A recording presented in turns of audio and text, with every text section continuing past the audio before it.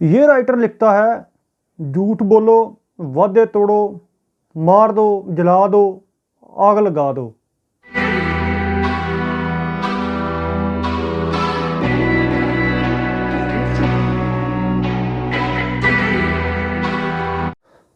आपने बहुत सी किताबें पढ़ी होंगी। आमतौर पर जो राइटर हजरात होते हैं, मुसन्नफ़ हजरात, अमन पसंदी का दर्स देते हैं, लोगों के ऊपर रहम करने की तरगीब देते हैं।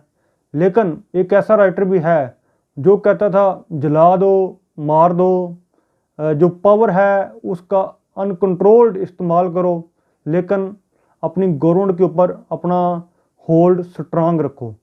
मैं बात कर रहा हूँ निकोलो मैकियावेली की, जो कि फ्लोरेंस इटली के अंदर एक राइटर था।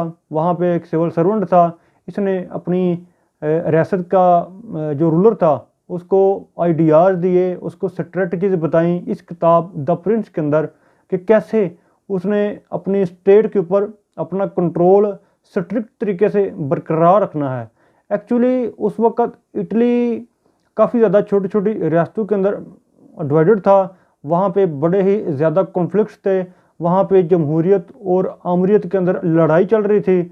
वहाँ पे कुछ लोग कहते थे कि जी यहाँ पे आमरीत होनी चाहिए, कुछ लोग ये कहते थे कि बादशाहत होनी चाहिए। एक्चुअली ये जो राइटर है ये बादशाहत या आमरीत के हक में था, इसलिए इसने अपने रियासत का जो प्रिंस था उसको कुछ एडवाइजेस दी हैं इस किताब के अंदर, जिसका नाम है द प्रिंस। द प्रिंस उस वक़्त वहाँ पर जो हुकूमत करने वाले लोग होते थे, जो रूलर होते थे, उनको प्रिंस कहा जाता था। जैसे आजकल सऊदी अरब में जो असल अख्तियारात हैं वो शहज़ादे के पास हैं, ये भी सिचुएशन हो सकती है कि जो शहज़ादा हो वहाँ पर उसके पास ज़्यादा अख्तियारात हों। तो अपनी किताब की तरफ बढ़ते हैं।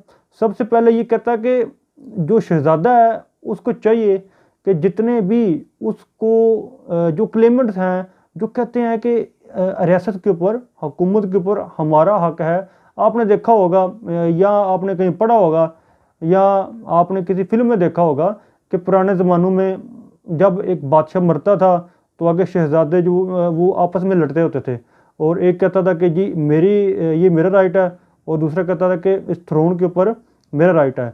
तो ये कहता था कि जब एक शहज़ादा एक तख्त के ऊपर बैठ जाए, उसको चाहिए कि बाकी सारे शहज़ादों को मार दे, क्योंकि इसके ख्याल में, इस राइटर निकोलो मैकियावेली के ख्याल में, अगर कोई ऐसा क्लेमेंट बच गया जो कहे या जिसकी नज़र हो उस तहत के ऊपर, तो वो कल को उसके लिए कोई ना कोई मुश्किल प्रोड्यूस कर सकता है।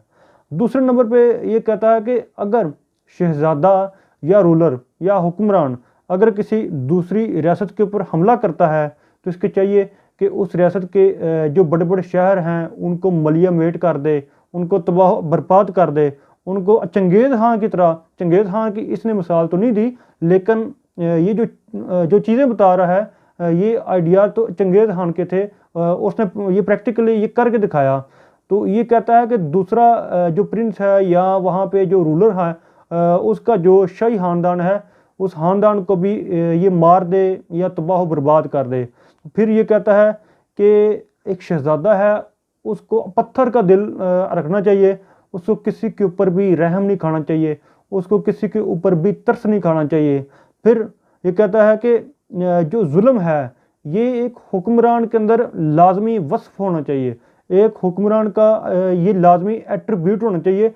जुल्म के बगैर कोई बंदा हुकूमत नहीं कर सकता। इसके बाद ये कहता है कि एक जो हुक्मरान है उसको चाहिए कि वो दिल से किसी भी मज़हब को ना माने, बस ऊपर ऊपर से मतलब लोगों को दिखाने के लिए वो कोई भी मज़हब अख्तियार कर ले, वो मज़हब अख्तियार करे, वो दिखावे में बड़ा ज़्यादा मजहबी लगे, लेकिन अंदर से इन एक्चुअल वो किसी भी मज़हब को ना माने, क्योंकि ये जो मज़हब को मानने वाली बात है इसमें रहम आता है, इसमें जज्बात आते हैं, तो इन सारी चीज़ों से वो दूर रहे। उसके बाद ये कहता है कि हुक्मरान जो है उसको चाहिए कि वो किसी को भी अपना पक्का दुश्मन या पक्का दोस्त ना बनाए। वो ये समझे कि ये जो हुकूमत का फ़न है उसमें दोस्त और दुश्मन कभी भी रेगुलर नहीं होते, पक्के नहीं होते, वो हमेशा बदलते रहते हैं।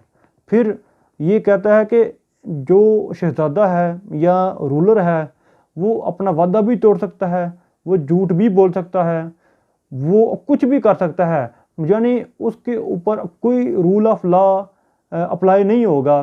फिर ये कहता है कि अपनी अवाम के अंदर वो जो पेट्रोटिज्म का जज्बा होता है उस जज्बे को इनोकुलेट करे, क्योंकि ये समझता है, बल्कि ये प्रैक्टिकल भी हमने देखा है कि जो हिटलर था उसने अपनी अवाम के अंदर एक चीज़ बैठा दी कि जो जर्मन लोग हैं वो तो पूरी दुनिया में सबसे आला नस्ल के लोग हैं, उनसे आला कुछ है ही नहीं, वो किसी से भी लड़ सकते हैं, वो पूरी दुनिया के ऊपर कब्जा कर सकते हैं। इसी वजह से ये जो उनकी ब्रेन वॉशिंग थी, इस ब्रेन वॉशिंग की वजह से उसने वर्ल्ड वार 2 छेड़ कर रख दी और पूरी दुनिया को जंग की जो दलदल थी उसमें धकेल दिया।